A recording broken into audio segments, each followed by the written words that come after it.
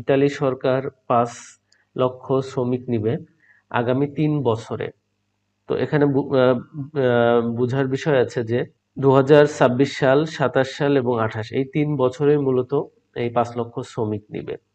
তো দেখেন যে আসলে এটা কতটুকু সত্য বা কিভাবে আসলে আপনি আবেদন করবেন বা বাংলাদেশ থেকে কতজন ব্যক্তিকে নিবে, এই বিষয়টা আজকের এই ভিডিওতে আমরা আলোচনা করব। তো প্রথমত দেখেন যে ভিসা প্রসেসটা আসলে কি, যে ইতালির যে ভিসাটা আপনাকে দিবে এই প্রসেসটা কি, এই প্রসেসটা আমাদের মূলত জানতে হবে। এখন এই প্রসেসটা সম্পর্কে যদি আমাদের ধারণা থাকে তাহলে কেউ আমাদের সাথে প্রতারণা করছে কিনা সেই বিষয়টা আমরা বুঝতে পারবো।